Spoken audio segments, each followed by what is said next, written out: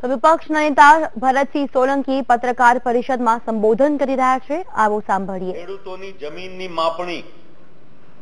જે અંગે પણ ખૂબ લોકોમાં વ્યાપક અસંતોષ છે। ભાઈ ભાઈ વચ્ચે, કુટુંબ કુટુંબ વચ્ચે, પડોશી પડોશી વચ્ચે જમીનની માપણીના કારણે જે મુશ્કેલીઓ સમગ્ર રાજ્યમાં થવા પામી છે, એમાં કોંગ્રેસે ખેદ અને ચિંતા દર્શાવી છે અને એ દ્વારા તાત્કાલિક ધોરણે આ માપણી ફરીથી કરવામાં આવે અને લોકોને ન્યાય આપવામાં આવે એ માટેની વાત કરવામાં આવી છે।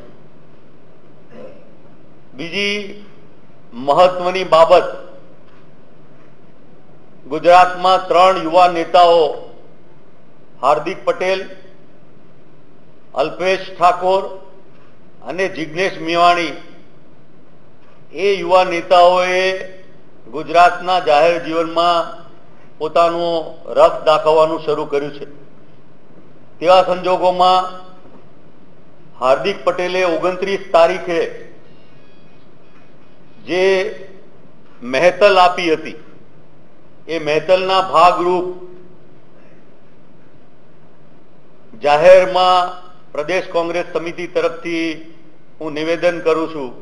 કે 1 ઓક્ટોબર 2015ના રોજ કોંગ્રેસના સૌ વરિષ્ઠ આગેવાનોની સાથે મળીને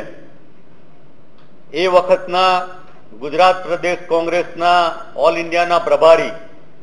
ગુરદાસ કામતજીએ જે જાહેરાત કરી હતી કે જે જાહેરાત અનુસાર આર્થિક અનામત એ 20% આપવા માટેનું નિર્ધાર કોંગ્રેસે કર્યો હતો। સ્વાભાવિક જ રીતે એ બાબત અંગે વિચાર કરવામાં આવે કે આ બાબતમાં જે 49%ની જોગવાઈ છે, જે અનામત છે, એને ટચ કર્યા સિવાય, એના સિવાય બાકીની 20% અનામત જોગવાઈની વ્યવસ્થા કરવા માટેની વાત છે અને એ માટે કોંગ્રેસે વિધાનસભામાં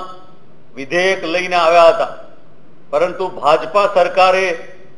વિધાનસભામાંથી એ વિધેયકને કાઢી નાખ્યું હતું। આ માટેની અમારી લાગણી એવી છે કે આવનારી વિધાનસભામાં આ વિધેયક અમે લઈ આવીશું, આ વિધેયકને અમે પસાર કરીશું, પાર્લામેન્ટમાં મોકલીશું અને પાર્લામેન્ટમાં 2019માં કોંગ્રેસની બહુમતી આવે ત્યારે એ બહુમતીના આધારે સુપ્રીમ કોર્ટ સાથે ચર્ચા વિચારણા કરી અને આ 20% અનામતનો અમલ ગુજરાતમાં થાય અને આર્થિક રીતે નબળા વર્ગના લોકોને, સમાજના સવર્ણ લોકોને, સૌને પણ એનો લાભ મળે એ માટેની જોગવાઈ અમે નિશ્ચિત કરી છે। કાયદો અને વ્યવસ્થાની બાબતમાં હમણાં થોડા વખત પહેલા આપે જાણ્યું છે એમ મહેસાણામાં કસ્ટોડિયન ડેથ થયું હતું અને બીજા અનેક બનાવો ભૂતકાળમાં જે પ્રકારે પાટીદાર આંદોલન દલિત સમાજ માટે થયા હતા